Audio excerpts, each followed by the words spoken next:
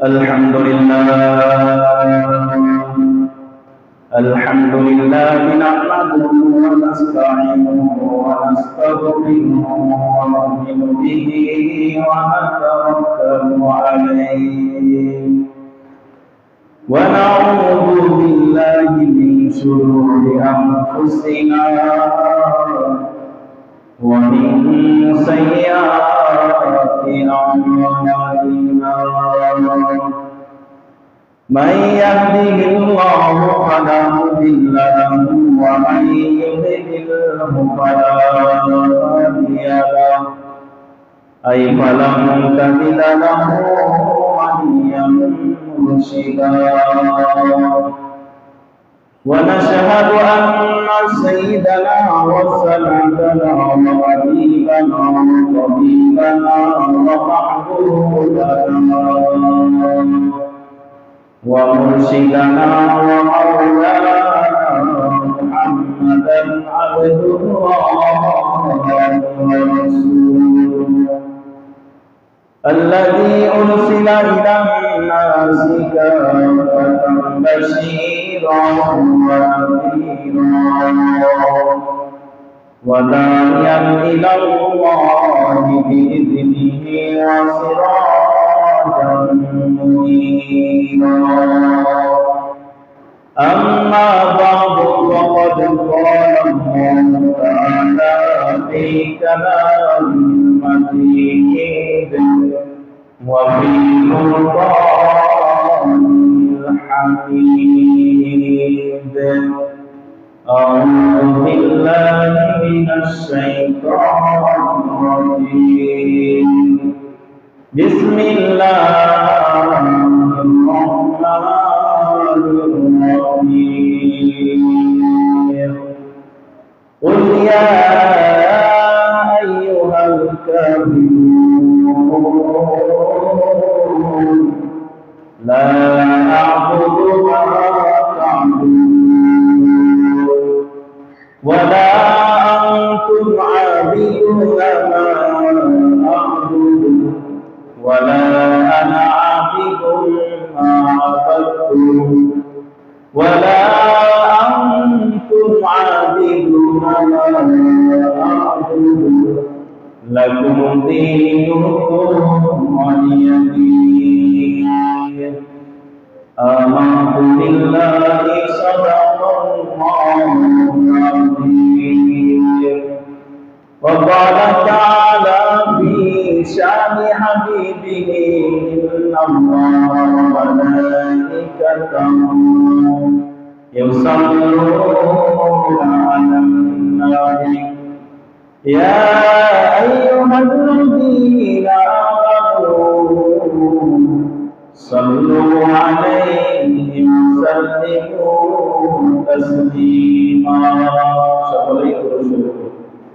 اللهم صل على محمد وعلى آل محمد كما صليت على إبراهيم وعلى آل إبراهيم إنك حميد مجيد اللهم بارك على محمد وعلى آل محمد كما باركت على إبراهيم وعلى آل إبراهيم إنك حميد مجيد الحمد لمن قدر خيرا وضلالا والشكر لمن صور حسنا وجمالا والشكر لمن صور حسنا وجمالا فرد صمد عن صفة خلق بريء رب عزلي خلق الخلق كمالا رب عزلي خلق الخلق كمالا لا إله إلا الله لا إله إلا الله لا إله إلا الله لا ইল্লাল্লাহ লা ইলাহা ইল্লাল্লাহু মুহাম্মাদুর রাসূলুল্লাহ সাল্লাল্লাহু আলাইহি ওয়াসাল্লাম। মুআজ্জাজ মুকাররম কবির ইহতিরাম মুসল্লিয়ান কিরাম, আমরা সর্বপ্রথম ওই মনিবের দরবারে অসংখ্য শুকরিয়া ও প্রশংসা আদায় করছি যে মহান রব্বুল কারীম আমাদেরকে এই ফিতনা ফাসাদের জামানায় আবুল করে ভালোবেসে সপ্তাহের সর্বোৎকৃষ্ট দিন জুমার দিনে দুনিয়ার সমস্ত ব্যস্ততা থেকে পারেক করে আগের ভাগেই মসজিদে আসার বসার দিনে কিছু নসিহত শোনা এবং বলার তৌফিক দান করলে এই জন্য সেই মনিবের দরবারে সকলেই ভক্তি সহকারে হৃদয়ের গভীর থেকে সকলেই জোরে আওয়াজে বলি আলহামদুলিল্লাহ। সম্মানিত হাজিরিন, আপনাদের সামনে কোরআনে কারিমে একটি সূরা তেলাওয়াত করা হয়েছে। এই সূরাটার নাম হলো সূরাতুল কাফিরুন। এই সূরার নাম হলো সূরাতুল কাফিরুন। কাফিরুন মানে হলো কাফের সম্প্রদায়, কাফের গোষ্ঠী। যেহেতু এই সূরার ভিতরে কাফের মুশরিকদের আলোচনা আছে, এই কারণে এই সূরাটাকে নামকরণ করা হয়েছে কাফিরুন বলে। তাহলে এই সূরাটা আল্লাহ তাআলা নাযিল করেছেন একটা বিষয়কে কেন্দ্র করে, একটি প্রেক্ষাপটকে সামনে করে। একটা প্রেক্ষাপটের ভিত্তিতেই আল্লাহ তাআলা এই সূরাটা আপনার নবীর উপরে নাযিল করেছেন, অবতীর্ণ করেছেন। সেই প্রেক্ষাপটটা কি, কোন কারণে সূরাতুল কাফিরুন নাযিল করা হলো? প্রেক্ষাপটটা কি? প্রেক্ষাপট হলো একবার মক্কার কিছু নেতৃস্থানীয় কিছু কাফের গোষ্ঠী নবীজির কাছে আসলো। নবীজির কাছে এসে বলে, মুহাম্মদ, যদি তুমি চাও তোমার কাছে একটা প্রস্তাব আমরা রাখতে চাই। হে মুহাম্মদ, তুমি যদি রাজি হও তোমার কাছে একটা প্রস্তাব আমরা দিতে চাই। ও মুহাম্মদ, সেই প্রস্তাবটা হলো, তুমি যদি চাও আমরা তোমাকে অনেক সম্পদের মালিক বানায়া দিব, প্রচুর ধন সম্পত্তি আমরা তোমাকে দান করব, যার ফলে তুমি মক্কার সব থেকে পরিণত হবে। তোমাকে আমরা সব থেকে বড় ধনী বানায়া দিব। শুধু তাই নয়, এই মক্কার ভিতরে যত মহিলা আছে, যত নারী আছে, যত সুন্দর নারী আছে, যে নারীকে তুমি চাও তোমার সাথে আমরা বিবাহ দেয়া দিব। যে নারীকে তুমি চাও বিবাহ করতে পারবে, যত সুন্দরী হোক না কেন, তুমি যদি চাও তোমার সাথে বিবাহ দেওয়া হবে।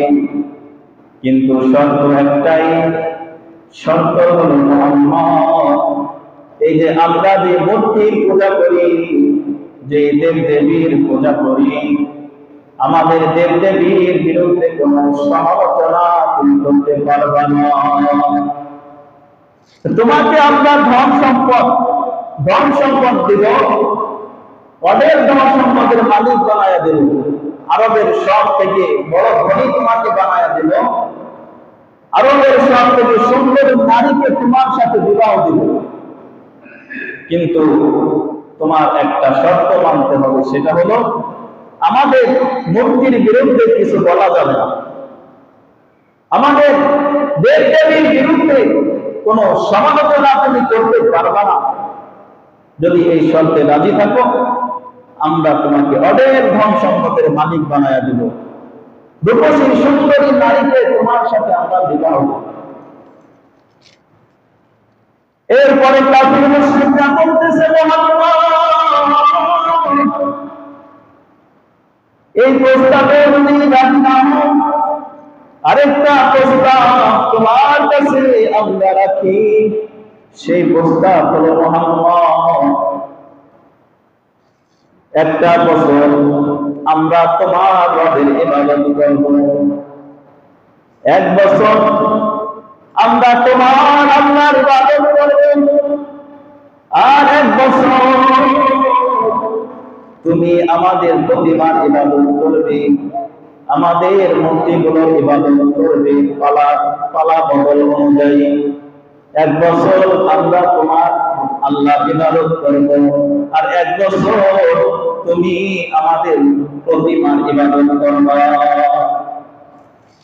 এই প্রস্তাব কাফেররা নবীর কাছে রাখলো যে এক বছর আমরা তোমার আল্লাহর ইবাদত করব, আর পরবর্তী বছর তুমি আমাদের মূর্তির ইবাদত করবা। উভয়ের ভিতরে কোনো দ্বন্দ্ব থাকবে না, কোনো মারামারিও থাকবে না, হানাহানিও থাকবে না, শান্তি চুক্তি। মুহাম্মদ তুমি কি এই চুক্তি ব্যাপারে রাজি আছো কিনা? নিরপেক্ষ চুক্তি, এই চুক্তিতে তুমি রাজি আছো কিনা? এই প্রস্তাবটা যখন কাফের মুশরিকরা নবীজির কাছে রাখলেন, সাথে সাথে আল্লাহ তাআলা জিবরিল আমিনকে সূরাতুল কাফিরুন দিয়ে পাঠায়া দিলেন, জিবরিল যাও আমার হাবিবকে সূরাতুল কাফিরুনটা শোনায়া দাও। কাফের মুশরিকদের সামনে আল্লাহর নবী সূরাতুল কাফিরুনটা তেলাওয়াত করলেন। قل يا أيها الكافرون